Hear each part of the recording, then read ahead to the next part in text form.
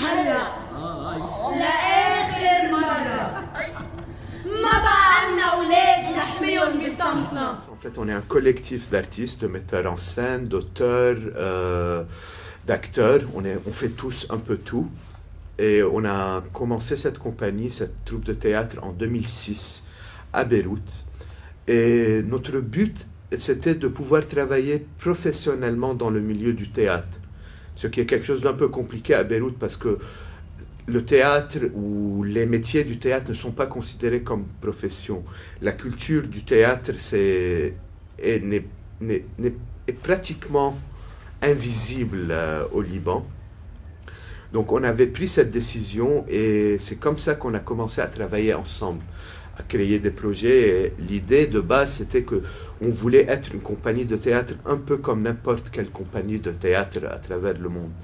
Mais la réalité nous est tombée dessus très rapidement. En 2006, les attaques israéliennes sur le Liban, et tous nos rêves ont commencé un peu à se dégringoler.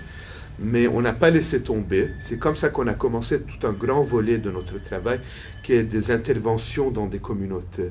Donc en 2006, pendant la guerre, nous sommes descendus dans les camps de réfugiés, dans les écoles publiques à Beyrouth et dans les jardins publics où tous les réfugiés du Sud étaient venus s'installer. On a commencé à faire du théâtre. Et très rapidement, on a compris que le théâtre, à ces endroits de crise, se présentait comme une évidence. Et personne ne questionnait notre présence dans ces endroits-là. C'est comme ça qu'on a continué à faire du théâtre dans tous les camps de réfugiés au Liban. Et tout le monde sait qu'il y en a beaucoup. Et on a travaillé également dans les prisons, après avec des communautés, par exemple avec les femmes sujettes à des violences domestiques, avec des enfants souffrant de multiples handicaps physiques et mentaux. On a également travaillé dans les camps de réfugiés en Europe, on a travaillé à Calais, on a travaillé en Allemagne, en Angleterre. Bon, l'Angleterre n'est plus en Europe, mais bon, à l'époque, elle y était encore. En Suède également. Et à côté de tout ce travail social, nous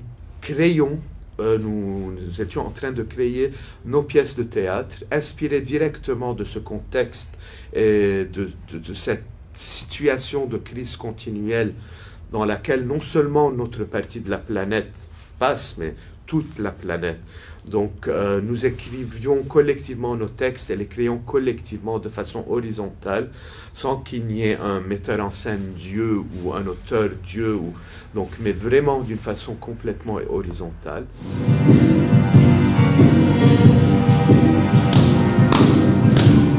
Comme on n'a pas d'infrastructure au Liban pour le théâtre ou pour toute activité professionnelle en rapport avec la culture, nous avons décidé également de créer cette infrastructure sans dépendre du gouvernement.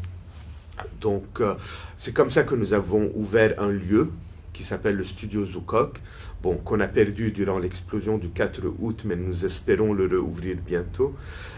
Dans ce lieu-là, nous organisons plusieurs programmes, par exemple des programmes de mentoring d'artistes émergents, des programmes d'aide à la production, des programmes où nous travaillons avec des jeunes et maintenant dernièrement un programme plus ou moins pédagogique de formation aux arts de la scène. Et à côté de tout cela, avant la crise sanitaire, économique, sécuritaire, et tout ce qu'on peut imaginer, nous organisions un festival de théâtre international et une plateforme pour les artistes émergents au Liban pour qu'ils puissent se produire en face de professionnels européens et américains ou venant un peu de toute la planète, pour donner des opportunités de tourner à ces artistes-là.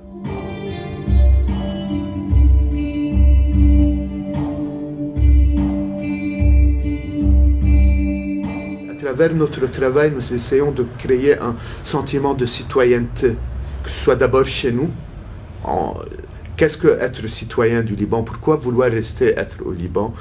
Le fait d'être artiste au Liban, c'est déjà un engagement politique. Tu es déjà marginalisé. Donc, cet engagement, cette marginalisation, nous voulons la transformer en citoyenneté. Et cette marginalisation nous prend à travailler avec d'autres communautés marginalisées, et afin de pouvoir créer ensemble, avec toute cette communauté, ce qui fait le tissu social libanais. Et ce tissu social n'est pas seulement composé de Libanais pure souche, comme on peut l'imaginer, mais il est aussi composé de tous les gens qui vivent dans ce pays, dans cette ville. Donc c'est pour ça que cette citoyenneté, dont le point de départ est le théâtre, mais en fait, elle nous crée des liens avec tous les habitants de notre ville, et à travers cette profession, nous arrivons à vivre notre citoyenneté, à vivre notre pays, à vivre un semblant d'identité qui n'est pas basé sur un ADN inutile et complètement stupide.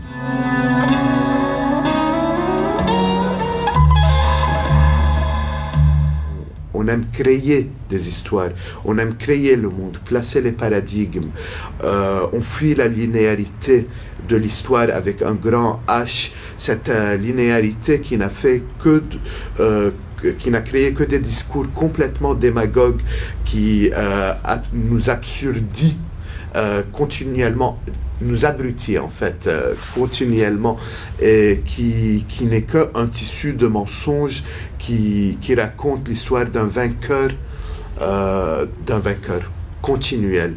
Et le vainqueur est le même du fait qu'il soit vainqueur.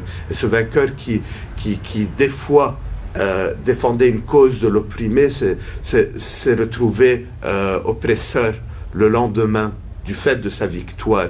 Alors nous, on essaye, à travers notre travail, à travers cette horizontalité qu'on propose dans le travail, à travers cette horizontalité qu'on propose avec tous les participants à nos ateliers, à la communauté et à notre public, de créer une culture du non-vainqueur, mais pas du vaincu, et d'essayer de voir quelle histoire peut être encore racontée sans vraiment imposer une vérité. Et quelle histoire peut essayer de ne pas rassembler les bouts et les fragments de la grande histoire avec des fausses illusions, mais plutôt vraiment de souligner les fractures sociales, les fractures dans la narration, l'impossibilité de l'histoire avec un petit H et de l'histoire avec un grand H. Comment arriver à souligner cela? Quel texte est encore possible de nos jours sans que ce soit une Bible, un Coran ou une Torah?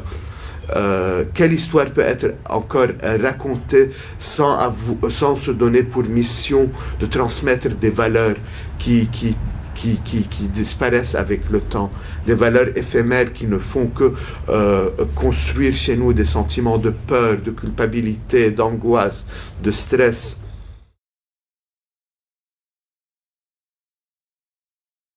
Ghalia Zmail, en fait, l'histoire n'a pas été créée dans l'urgence. C'est un texte presque prémonitoire, parce qu'à l'époque où ce texte, Maya Zvieb l'a écrit, qui fait partie de la compagnie, on n'avait pas de problème de migration du côté libanais.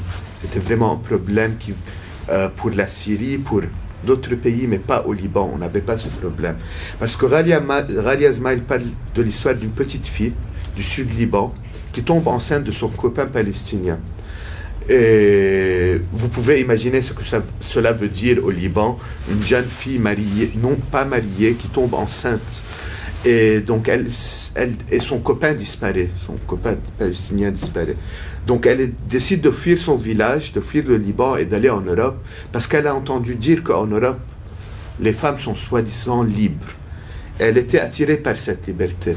Donc l'histoire raconte son épopée à partir de son départ du village, en passant par tout le Liban, et sa traversée du monde arabe, en passant par la Syrie, l'Irak, l'Égypte, la Libye, l'Arabie Saoudite, afin de finalement arriver en Libye, où elle va prendre le bateau pour arriver en Europe. Et l'histoire se termine, elle, en train d'accoucher sur le radeau de la mort en pleine Méditerranée. Donc cette histoire n'a pas été créée dans l'urgence, mais en même temps, quand on la lit maintenant, on se dit que mais c'est exactement ce qui se passe maintenant.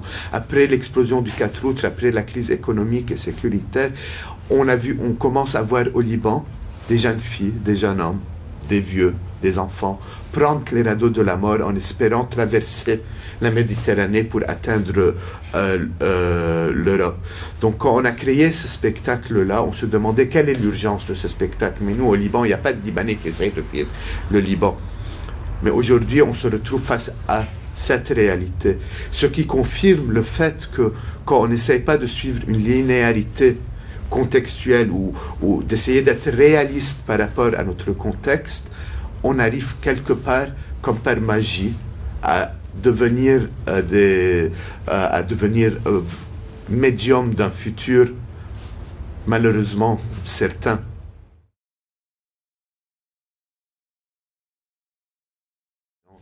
Ce spectacle-là a commencé par la production, par l'argent. On nous a proposé de créer une adaptation d'un texte de Ibsen, mais on nous a clairement dit ce jour-là que si vous collaborez avec un artiste syrien, vous êtes pratiquement sûr d'avoir le fond.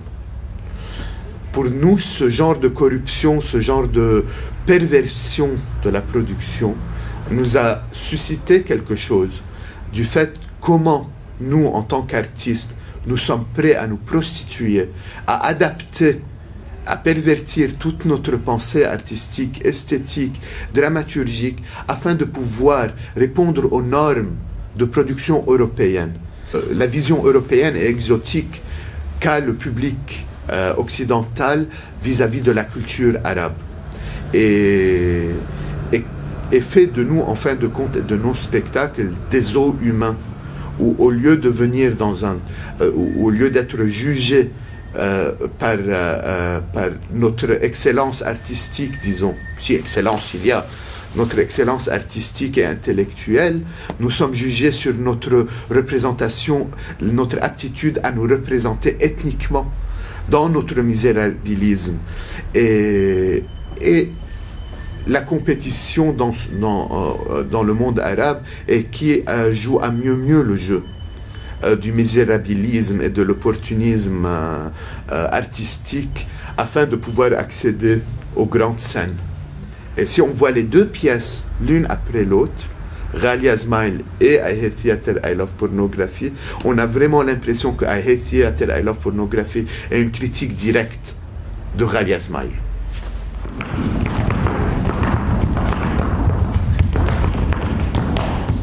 Moi, ce que j'aime dans ce festival, en fait, c'est son nom. Et son nom, qui est Far Away, qui veut dire loin, parle de distance. Et non pas d'autres pays. Et ne dit pas que on vient, on vous invite à rencontrer une autre culture. On vous invite juste on est tous les mêmes, on est juste séparés par des distances. On ne parle pas de frontières. Et on ne vient pas d'un autre monde ou d'une autre planète. On vient juste d'un peu plus loin. Et ce qui est beau, c'est ça qui est beau dans ce festival. Moi, ce que je trouve qui est intéressant, c'est pas que ce soit un focus sur un pays, mais que c'est un focus sur une distance. Et j'inviterais vraiment le public à voir les spectacles qui sont présentés à partir de cette logique-là de distance, et non pas de rencontre d'un autre. Parce qu'en fait, l'autre n'existe pas. Nous sommes tous les mêmes, mais à des distances différentes. Et quand on parle du spectacle vivant venant d'un pays en crise, en le regardant, ce spectacle, la première chose, si le spectacle vivant et la culture est en crise au Liban, C'est-à-dire qu'elle est aussi en crise en France, parce qu'elle est en crise sur cette même planète. Et si ça va mal au Liban ou en Syrie ou en Palestine, ça va mal à Reims, parce que c'est la même planète. C'est juste un problème de distance et ça va arriver bientôt. Les crises, c'est comme les virus, ça se transmet.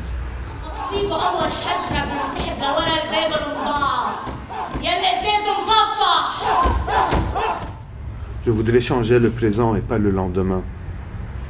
Et je voudrais qu'on arrête de nous empêcher de vivre le ici et maintenant et d'ajourner le présent pour demain.